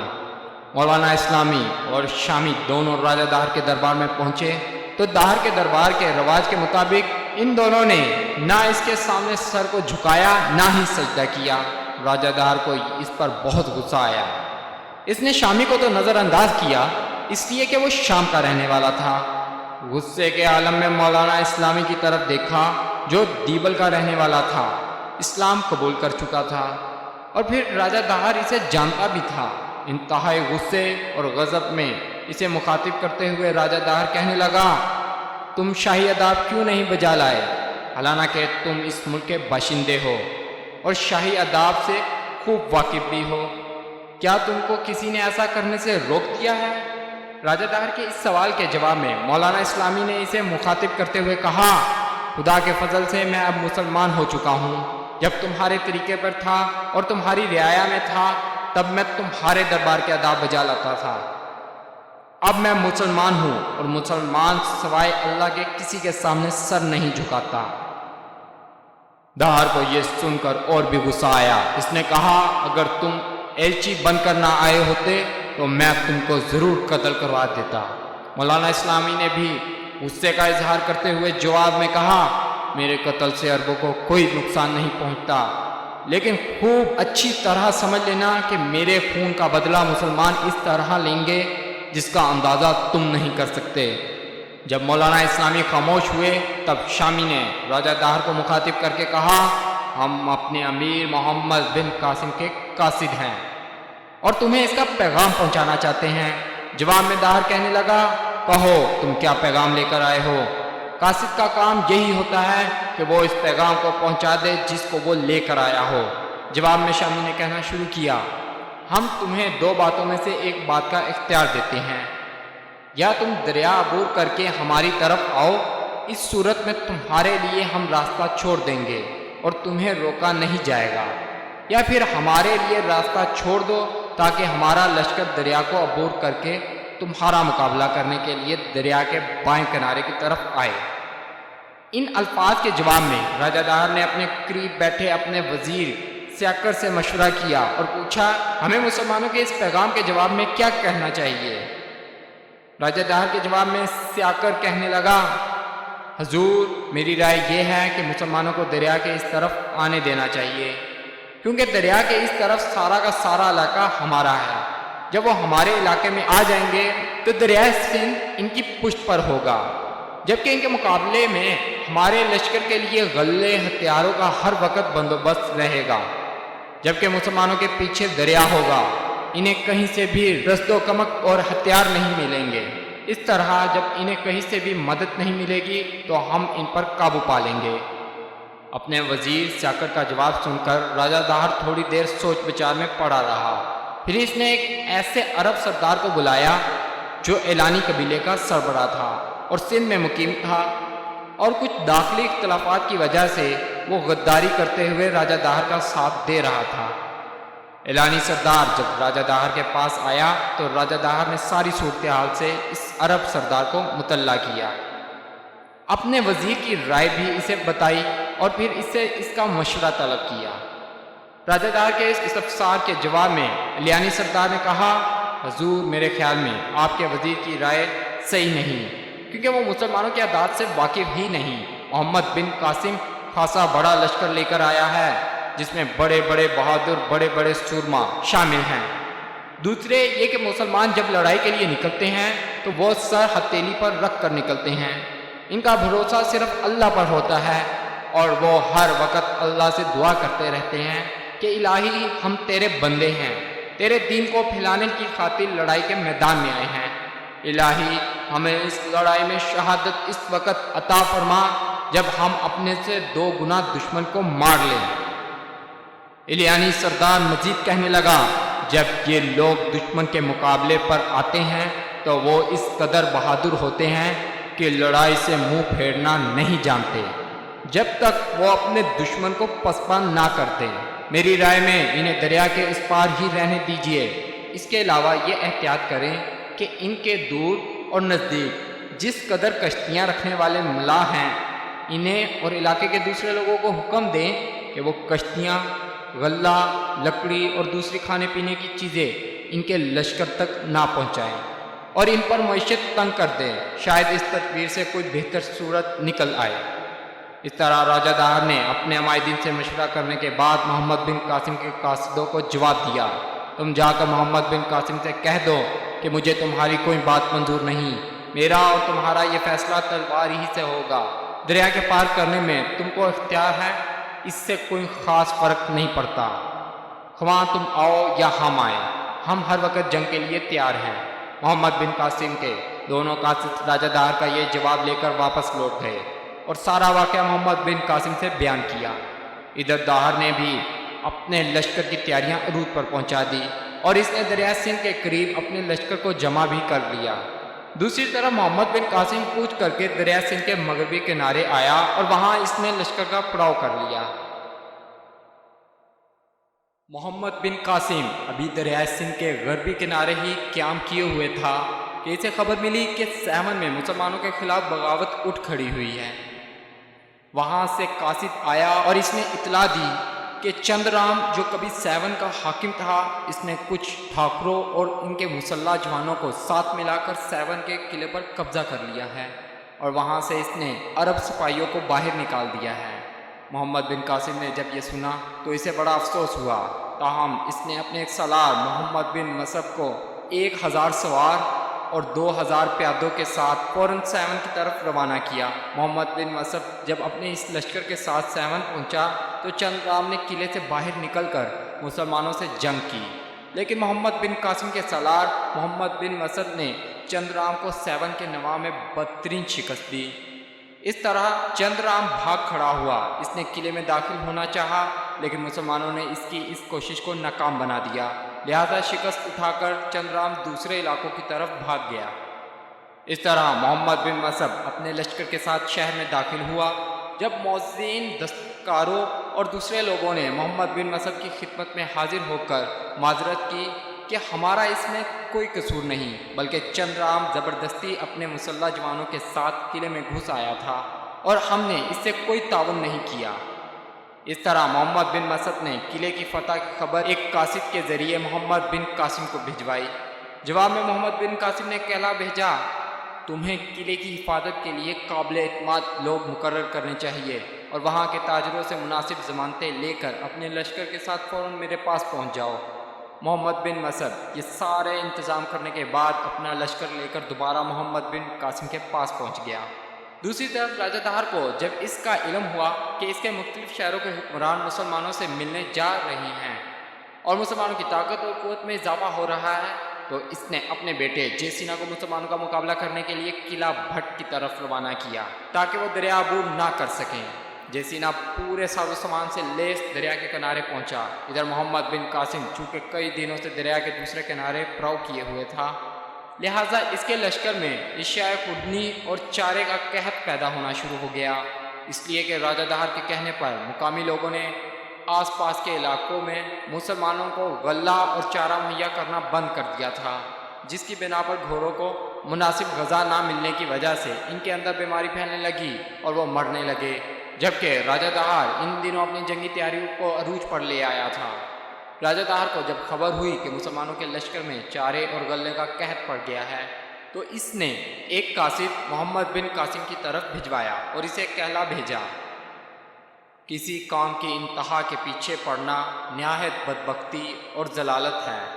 تم نے ہمارے لیے اور اپنے لیے تنگی پیدا کی، اگر صلح کر کے واپس چلے جاؤ تو میں تمہارے لیے رسد کا سامان بھیجتا ہوں تاکہ تمہارے ساتھی بھوک میں مبتلا ہو کر تباہ نہ ہو۔ تمہیں خود بھی سوچنا چاہیے کہ تمہارے پاس کون سا بہادر مرد ہے جو ہمارے مقابل ہو کر جنگ کرے گا۔ اگر تم اس کے لیے تیار نہیں تو تم جنگ کے لیے تیار ہو جاؤ۔ راجہ دہر کے اس پیغام کے جواب میں محمد بن قاسم نے کہلا بھیجا، میں ان سپہ سالاروں میں سے نہیں جو اتنی سی بات سے گھبرا کر واپس چلے جائیں۔ تم نے جو اتنے دن سرکشی کی، اگر تم اس زمانے کا سارا اخراج میرے مرکزی دارالحکومت کے خزانے میں جمع کروا دو تو ہمارے درمیان صلح ہو سکتی ہے، ورنہ خداوند کی مرضی سے مجھے توقع ہے کہ میں تمہارا سر کاٹ کر عراق ضرور بھیجوں گا۔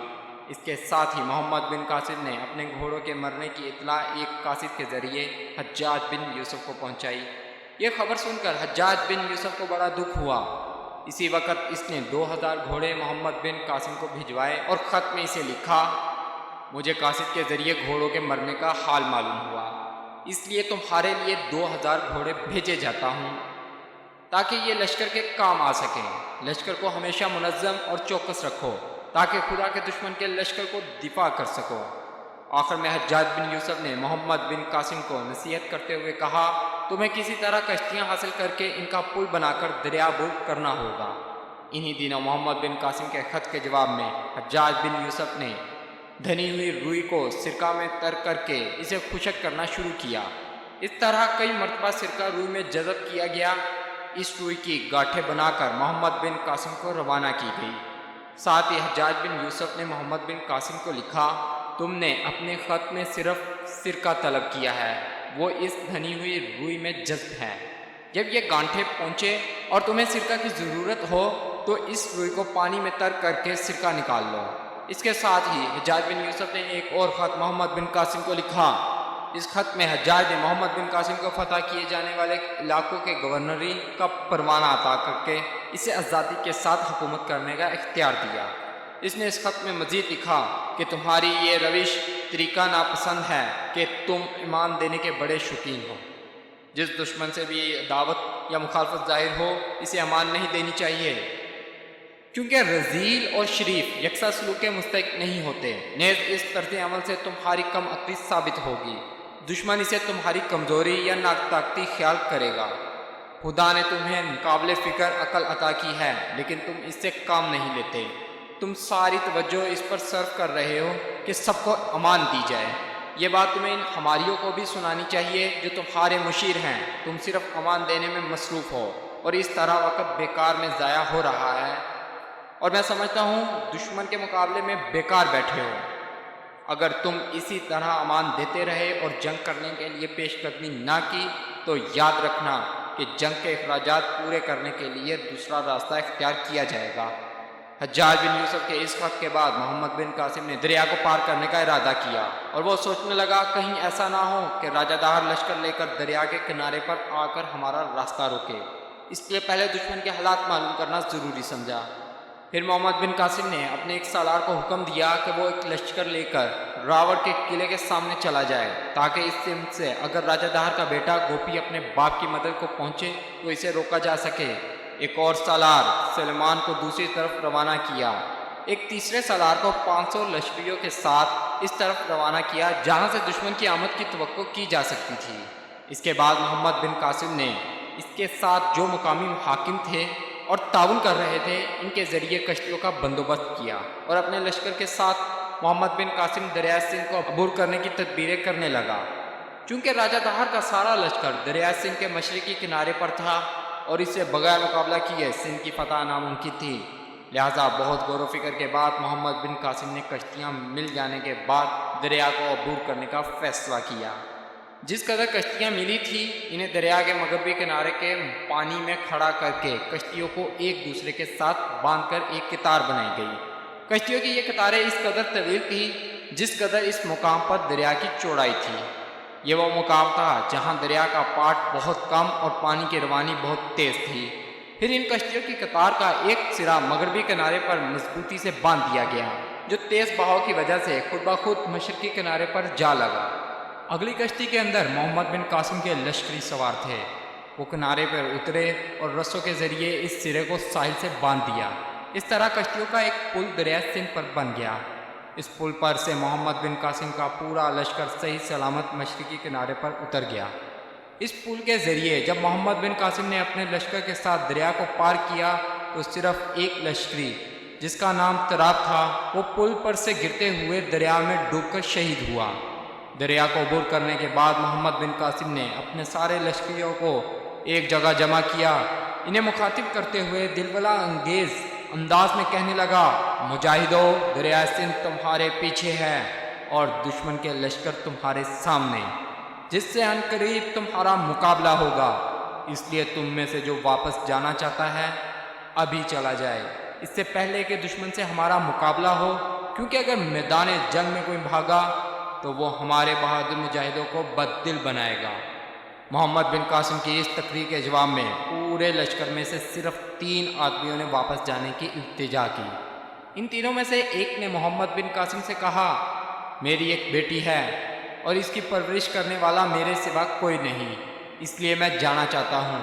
دوسرے نے کہا، میری ماں بوڑھی ہے اور میرے علاوہ اس کی کوئی خدمت کرنے والا نہیں، نہ کوئی میرا قریبی عزیز ہے، میں اس کی دیکھ بھال کے لیے جانا چاہتا ہوں۔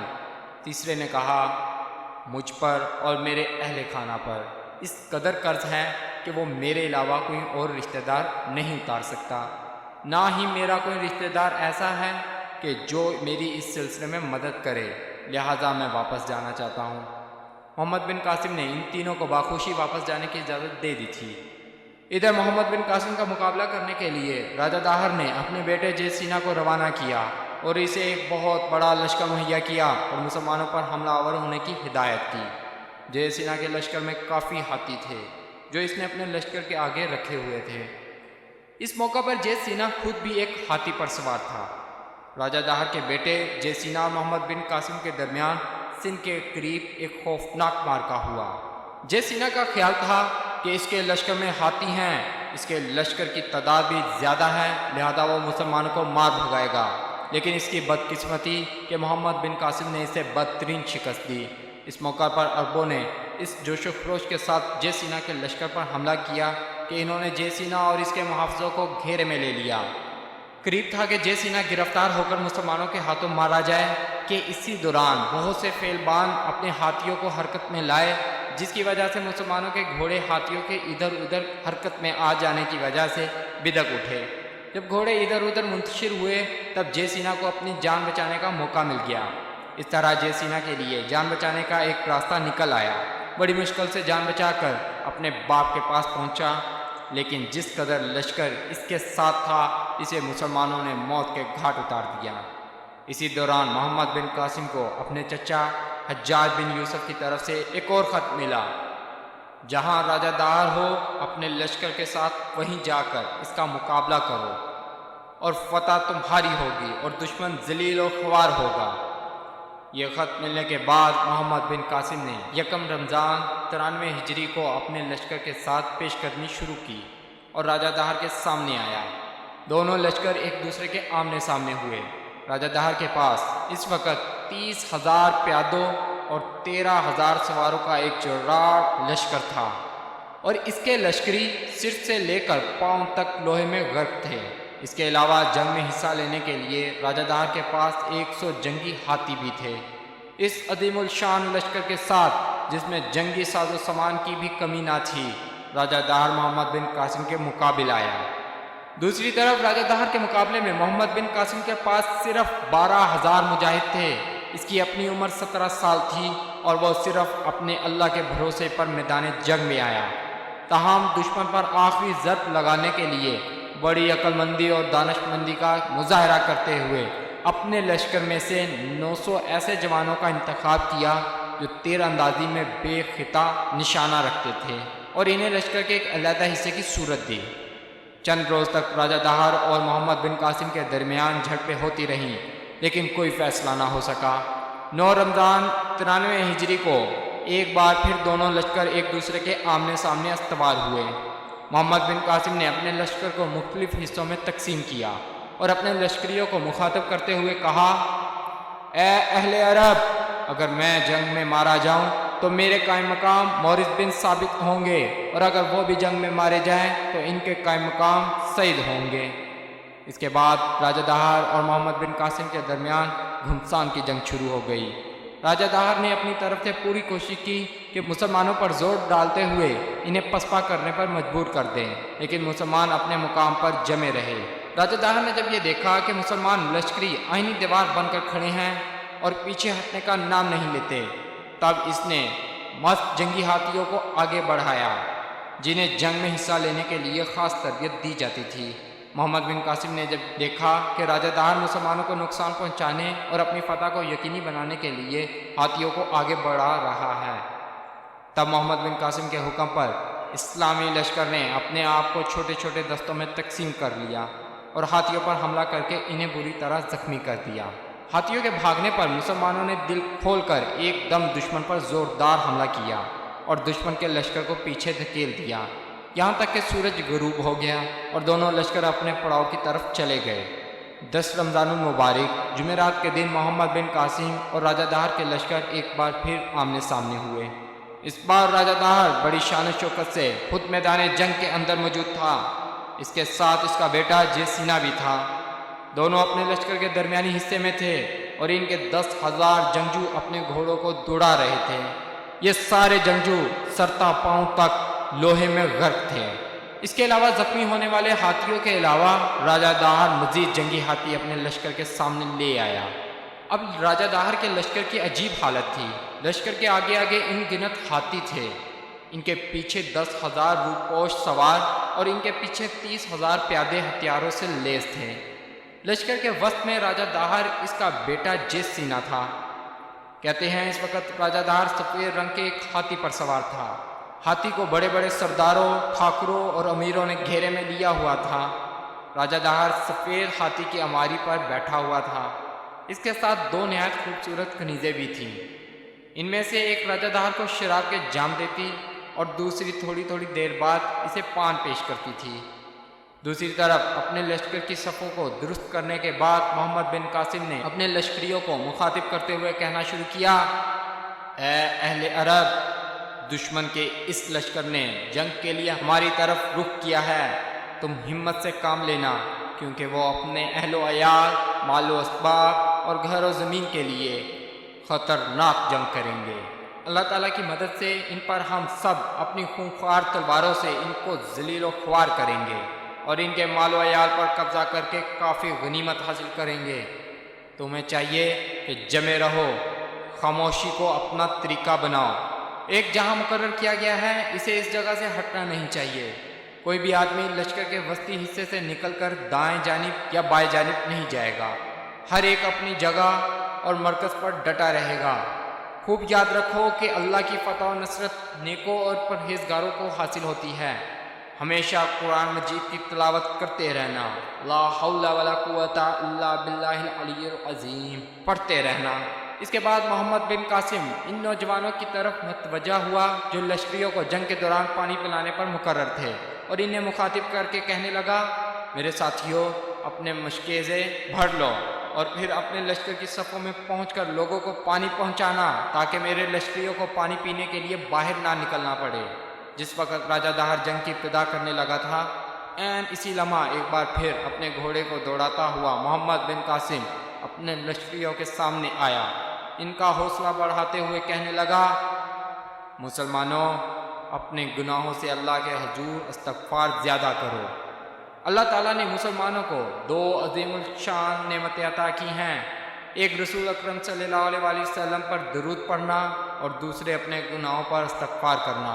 اگر تم قوی دل رہو تو اللہ تعالیٰ تم کو دشمن پر غالب کرے گا۔ اس کے بعد راجہ داہر نے جنگ کی ابتدا کرتے ہوئے اپنے لشکر کے کچھ دستے آگے بڑھائے تاکہ مسلمانوں پر حملہ آور ہوں۔ محمد بن قاسم نے بھی اپنے چند دستے مقرر کیے اور ان دستوں کا کماندار ایک مجاہد ابو فضا کو مقرر کیا گیا۔ مسلمانوں کے یہ دستے راجہ داہر کے دستوں پر حملہ آور ہوئے۔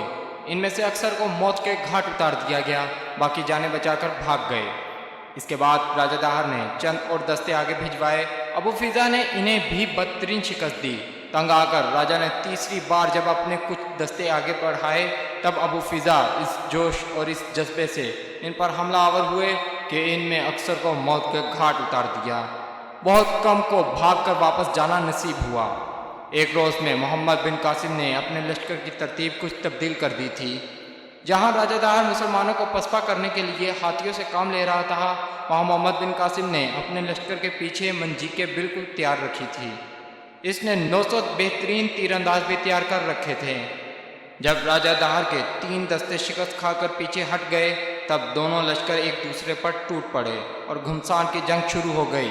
جس وقت جنگ اپنے عروج پر آ گئی، محمد بن قاسم نے بلند آواز میں اپنے ساتھیوں کو مخاطب کرتے ہوئے کہا، مسلمانوں بڑھتے چلے جاؤ، کیونکہ دشمن کا لشکر اب منتشر ہونے والا ہے۔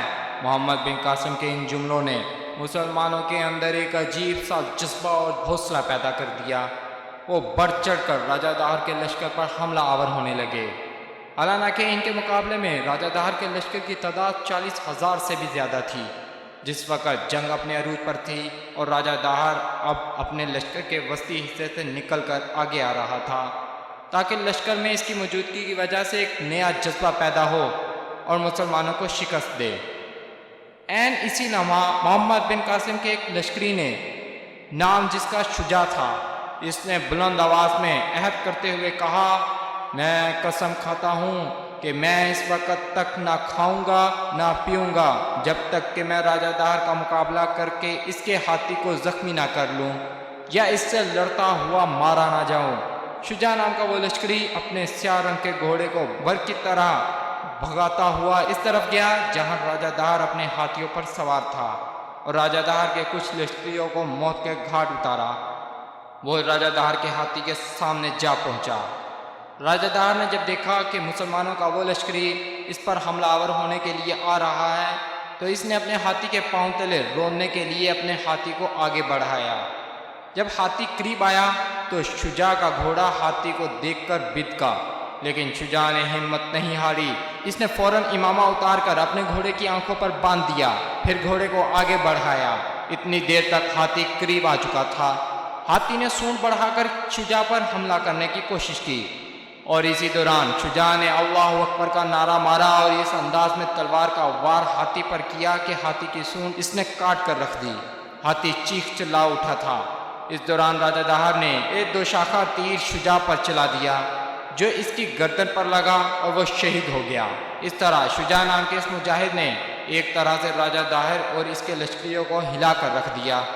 شجاع کے شہید ہونے پر داہر نے بھی اپنے لشکر کو للکارا اور حوصلہ دلایا کہ میں نے ان کے ایک سرما کو ہلاک کر دیا۔ داہر کے ان الفاظ پر اس کے لشکریوں کے حوصلے بھی بلند ہوئے اور انہوں نے ہاتھیوں کو آگے بڑھاتے ہوئے پوری طاقت و قوت سے محمد بن قاسم پر حملے کرنے شروع کر دیے۔ اس طرح 40,000 کا لشکر 12,000 مسلمانوں پر ٹوٹ پڑا۔ اس موقع پر محمد بن قاسم نے جب دیکھا کہ راجہ داہر پوری طاقت و قوت سے حملہ آور ہوتے ہوئے مسلمانوں کے لشکریوں کو پسپا کرنے کے قریب ہے اور چاہتا ہے کہ مسلمان متزلزل ہو جائیں، تو اپنے لشکریوں کا حوصلہ بڑھانے کے لیے محمد بن قاسم نے انہیں مخاطب کر کے کہا، اہل عرب، میں تمہارا سپہ سالار محمد بن قاسم تمہارے اندر موجود ہوں۔ اگر تم میدان جنگ سے منہ موڑو گے تو بھاگ کر کہاں جاؤ گے؟ ڈھالے اٹھاؤ اور حملہ کرو تاکہ دشمن کو شکست ہو اور تمہیں دشمن پر فتح حاصل ہو۔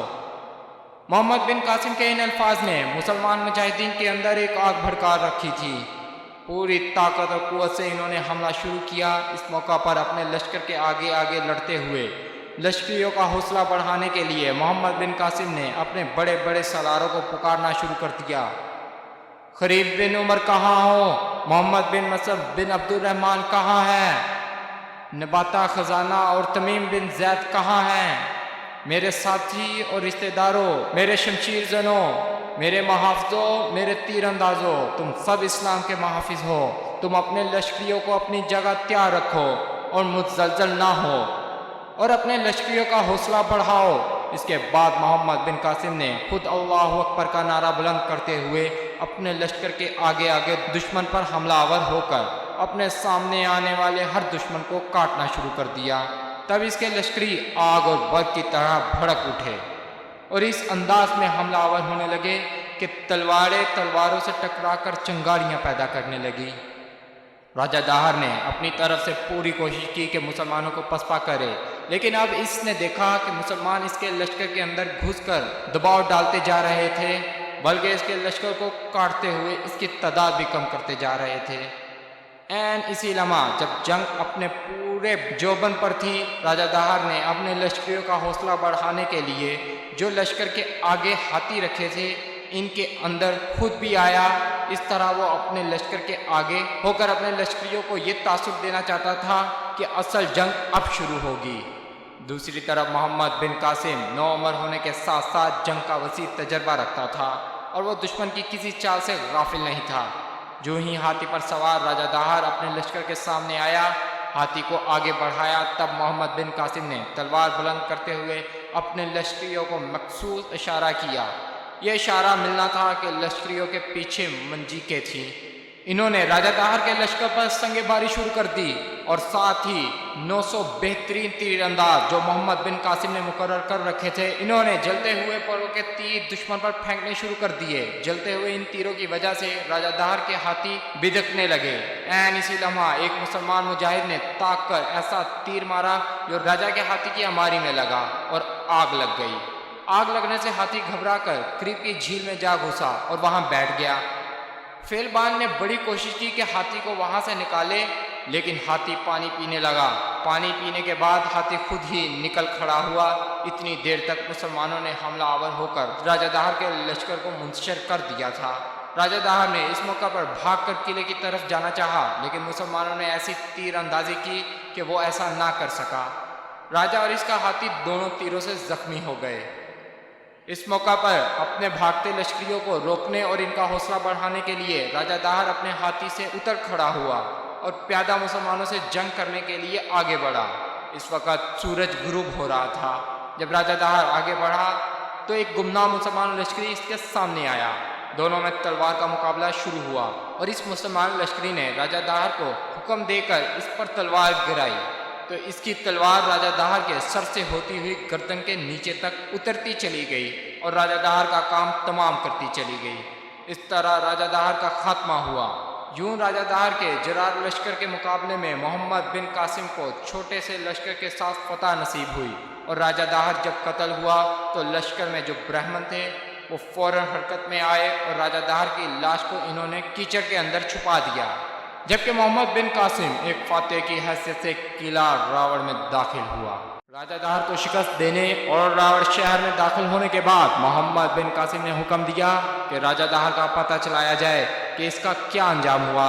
چنانچہ داہر کی تلاش ہوئی۔ جس وقت مسلمان راجہ داہر کی لاش کی تلاش کر رہے تھے، اس وقت ایک برہمن محمد بن قاسم کی خدمت میں حاضر ہوا۔ اے انصاف پسند حاکم، مجھے اور میرے گھر والوں کو امان دی جائے تو میں بتا سکتا ہوں کہ راجہ داہر کی لاش کہاں اور کس جگہ ہے۔ محمد بن قاسم نے اس برہمن سے تعاون کیا، پھر اس کے گھر والوں کو امان دے دی۔ اس پر وہ برہمن محمد بن قاسم کے آدمیوں کو لے کر اس جھیل کے کنارے گیا جہاں جنگ ہوئی تھی۔